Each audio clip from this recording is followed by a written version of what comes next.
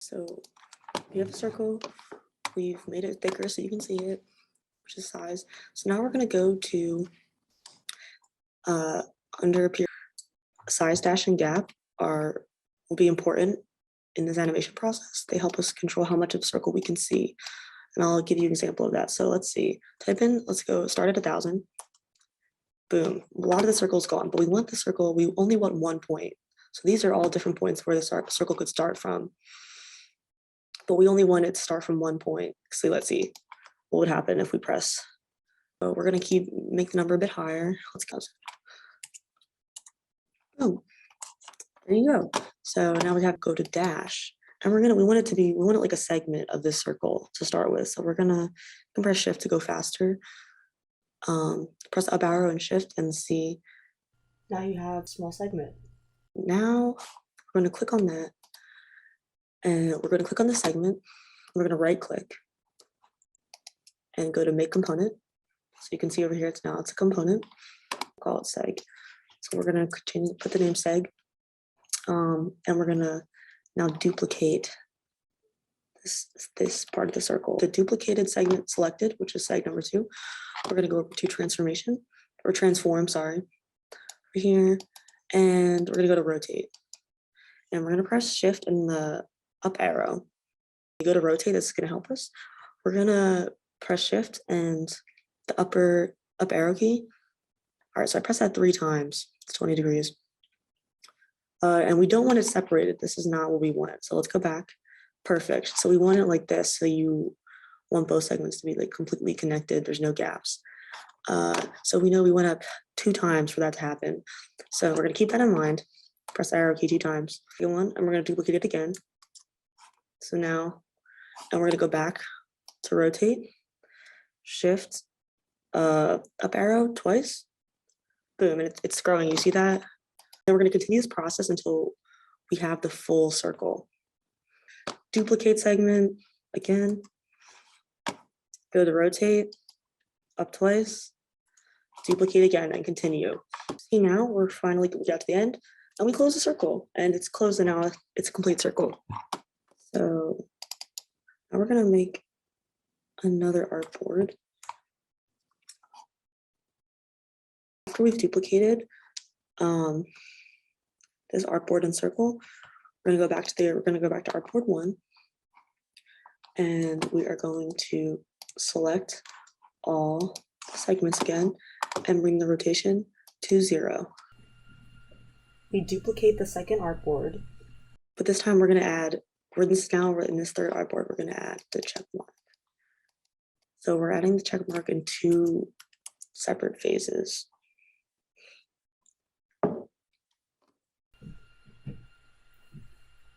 So for the check mark, you could make this ahead of time for sure. In Illustrator and have it in your libraries and bring it out at this time. But we can also make it right on this one, right on XD. And it's easy, and it helps me keep consistency because we can make sure the circle is the same. So make sure it's the same like size, the line is the same size and rounded. If it's in the circle, let's test it out. Oh, select both of them.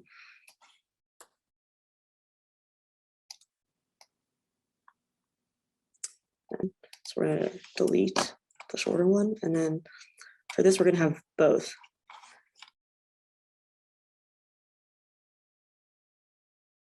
Go over here, I'm gonna copy this artboard.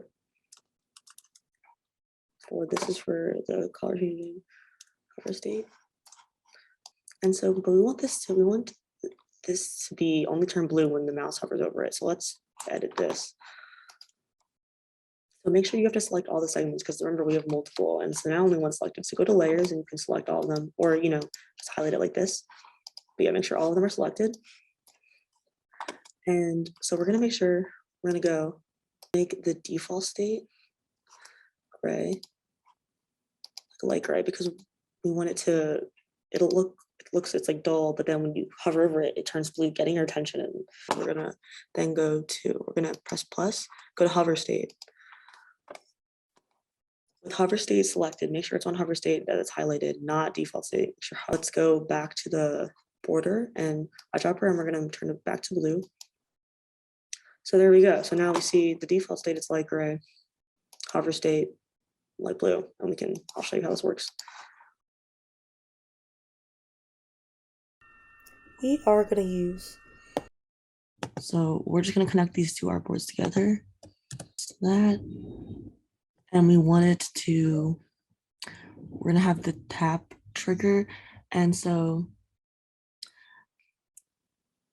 yeah, the tap that starts this is the trigger, and it's what instigates and causes the actual transition from one artboard to another. We'll start the process of loading the loading circle.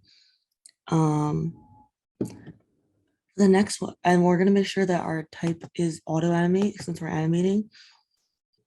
And I'm going to do ease in, ease out. Easing is used a lot in animation software, and it controls the speed an animation starts or ends with. So it makes motion look more natural. And you can choose how long the easing will last. So it says this is duration 3 seconds, which is, that's okay for now.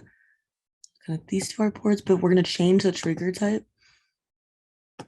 We're going to change it to time.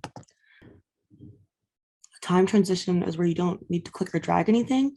The transition automatically happens after a certain amount of time. So I can pick, we're doing 0 seconds because we don't want a lot of time in between.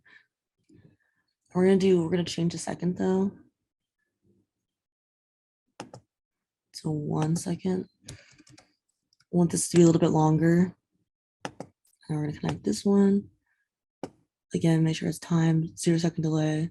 We're going to change it to 0.3 seconds. Playing around, you could just play around with the duration to see what looks most natural, but since I've done this is what works best for this project.